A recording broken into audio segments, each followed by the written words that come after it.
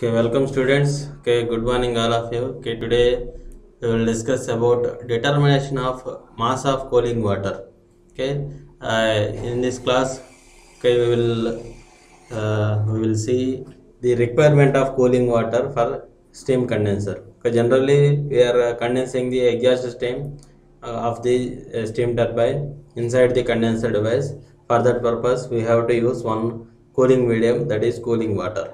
Okay, that cooling water we are supplying to the condenser in order to condensate exhaust steam of the steam turbine. Okay, that exhaust steam, okay, enters into the steam condenser because, okay, inside the steam condenser we are maintaining the, okay, vacuum pressure. Because of that lowest pressure, okay, the steam enters into the steam condenser device. Okay, after entering the exhaust stream into the steam condenser, we have to condensate that steam into water, okay, with the help of a cooling water temperature. Okay, during this process, okay, the mass of steam, required mass of water we have to send in order to convert mass of steam into, okay, mass of flow water.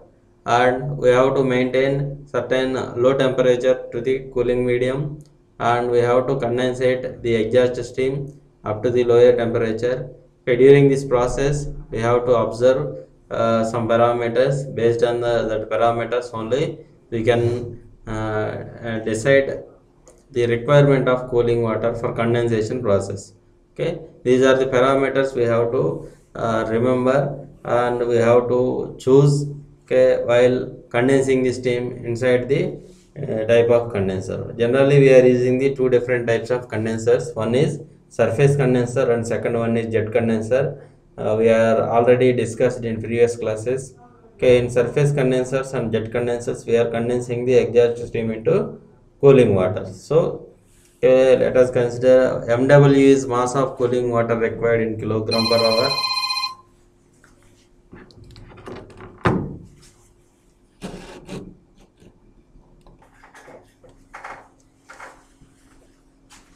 Okay, first one is mass of cooling water required, that is MW, okay, in kilogram per hour, and MS is equal to mass of steam condensed in the condenser device.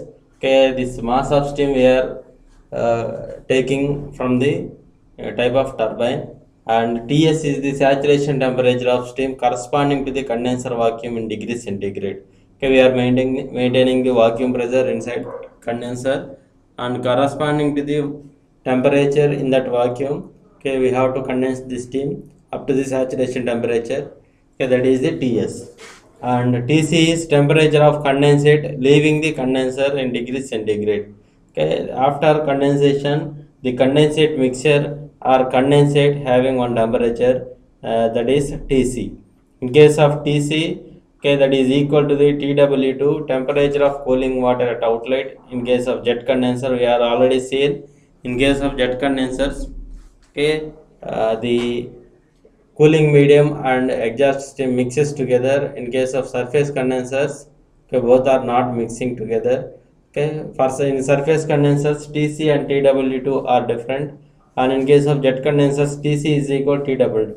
Why? Because, okay, the exhaust steam and cooling medium is mixes together inside the steam condenser, and TW1 is equal temperature of cooling water at inlet in degrees centigrade. TW2 is temperature of cooling water at outlet in degrees centigrade, and CPW is equal specific heat of water at constant pressure. Okay, and X is equal dryness fraction of steam entering the condenser. Always we are expecting the dryness fraction at the exhaust of the steam, and HFG is equal latent heat of steam for 1 kilogram entering the condenser. HFG is equal latent heat of steam per kilogram. Okay, and heat lost by steam is equal heat gained by water. Generally during the condensation process we have to apply this energy balance, that is heat lost by steam is equal heat gained by water. Heat lost by steam is equal, okay, heat gained by water. Okay, generally this steam having the higher temperature than the cooling water, then steam exchange its heat to the cooling water temperature rises and steam temperature decreases.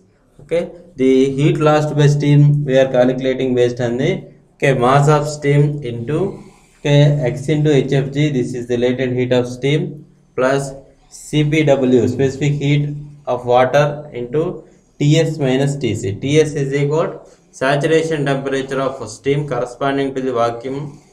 Tc is equal to temperature of condensate leaving the condenser. Okay, Cp into this temperature difference. Okay, during the condensation process, okay, temperature, saturation temperature we have to read during the condensation process. After condensation, temperature of condensate leaving the condenser also we have to read.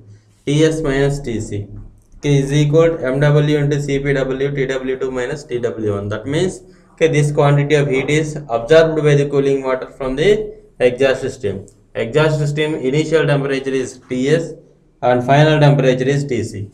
Okay, after condensation process, the temperature of steam decreases, that is Tc, and before condensation the temperature of steam is Ts, that is highest value.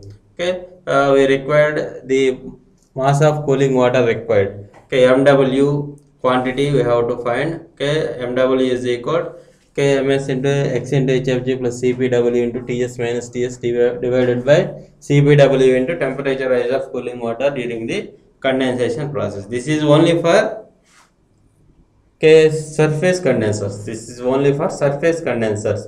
In case of jet condensers, exhaust steam and cooling water mixes together. That's why the Ts is equal to Tw2, Tc is equal to Tw2. That is happened in the jet condensers. Okay, in case of surface condensers, Tc is not equal to the Tw2. Tc is not equal to the Tw2 for surface condenser. Tc is equal to Tw2 for jet condensers. Okay, mw is equal to, okay, mass of steam into x into hfg plus cpw into ts minus tw2 divided by cpw into tw2 minus tw1. Okay, in case of jet condensers we have to use this formula, and in case of surface condensers we have to use, okay, this formula. And the remaining two terms we are calculating in the condensers are vacuum efficiency and condenser efficiency.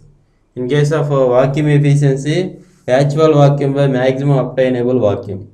Okay, actual vacuum inside the condenser divided by maximum obtainable vacuum. And in case of condenser efficiency is equal, it is the ratio of rise in temperature of cooling water, that is Tw2 minus Tw1 divided by, okay, temperature corresponding to the vacuum, that is Ts, and inlet temperature of cooling water, that is Tw1. Okay, in this manner we have to calculate the efficiency of the condenser. Okay, while solving the problems on steam condensers, always we are solving within these three parameters. Okay, that is, okay, what are the requirement for a type of condenser? Okay, that is cooling water requirement. Okay, what are the cooling water requirement for the type of condenser, surface condenser or jet condenser? What is the cooling water requirement? And in case of efficiencies, vacuum efficiency and condenser efficiency we have to find. Vacuum efficiency and condenser efficiency, always we are expecting the higher vacuum efficiency inside the condenser device. Okay, in next video we will see some problems on cooling water requirement and vacuum efficiency and condenser efficiency. Thank you.